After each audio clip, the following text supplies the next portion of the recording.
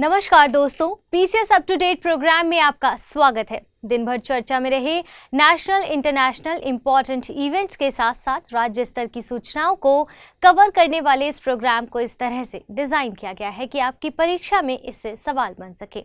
हमें उम्मीद है कि सभी पीसीएस परीक्षाओं के लिए प्रोग्राम बेहद उपयोगी साबित होगा। इस सेशन की पीडीएफ आपको मेरे टेलीग्राम चैनल पर उपलब्ध हो जाएगी। तो आइए खबरों की शुरुआत करते हैं। इंडियन नेवी और मालदीव राष्ट्रीय रक्षा बल के बीच 4 जून से 3 जुलाई तक एक्सरसाइज एकता कंडक्ट की जा रही है। यह एक ईयरली एक्सरसाइज का 6th एडिशन है। इसका आयोजन मालदीव में किया जा रहा है।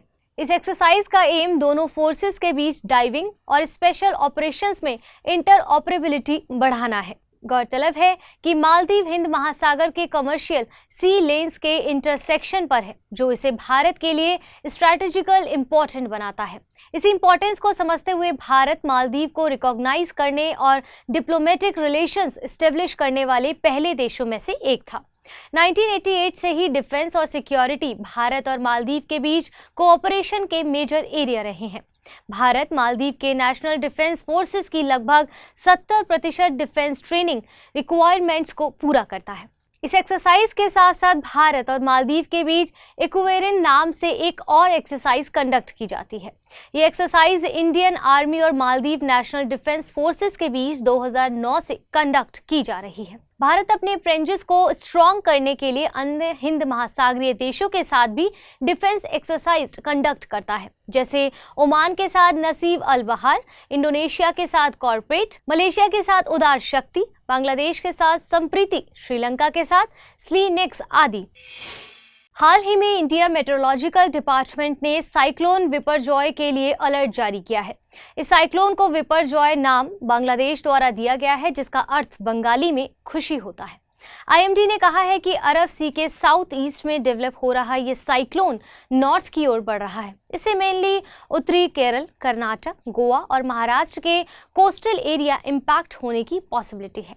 आईएमडी ये भी कहना है कि यह साइक्लोन भारत के मॉनसून को नेगेटिवली इम्पैक्ट कर सकता है। विपरजॉय साइक्लोन अरब सागर में इस मौसम का पहला ट्रॉपिकल साइक्लोन है। आपको बता दें कि इस सीजन में हिंद महासागर में ट्रॉपिकल साइक्लोन का बनना एक नॉर्मल फेनोमीन है। ये ट्रॉपिकल साइक्लोन ट्रॉपिकल एरिया में महासागरों के ऊपर जनरेट होते हैं और कोस्टल एरियाज तेज हवाओं, भारी बारिश और तबाही का कारण बनते हैं।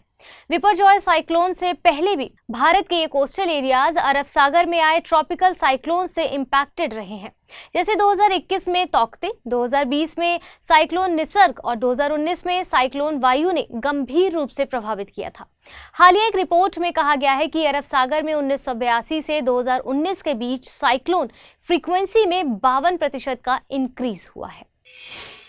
हाल ही में टॉर्पीडो वर्णास्त्र का सक्सेसफुल ट्रायल किया गया है। ये डीआरडीओ और इंडियन नेवी द्वारा डेवलप किया गया एक हेवी वेट टॉर्पीडो है। इस टॉर्पीडो के 95% पार्ट्स इंडिजिनस हैं। ये अपने साथ 250 किलोग्राम तक का वारहेड ले जा सकता है। वर्णास्त्र 400 मीटर की डेप्थ में जाकर 74 किलोमीटर पर आवर की स्पीड से टारगेट को हिट करने में कैपेबल है। ये दुनिया का इकलौता टॉर्पीडो है जिसमें GPS based locating and system लगा हुआ है।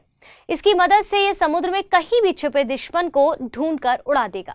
इस cutting edge anti submarine torpedo का नाम समुद्र के देवता वरुण के नाम पर रखा गया है।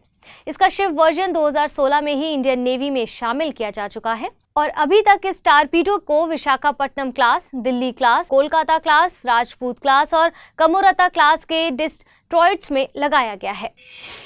लंबे समय से चले आ रहे रूस यूक्रेन वार ने एक नया टर्न ले लिया है। यूक्रेन के सबसे बड़े डैम खाकोका को तबाह कर दिया गया है। इस डैम की तबाही के लिए रूस और यूक्रेन ने एक दूसरे पर आरोप लगाए हैं। हालांकि आपको बता दें कि ये डैम वर्तमान में रूस के कंट्रोल वाले एरिया में आता है।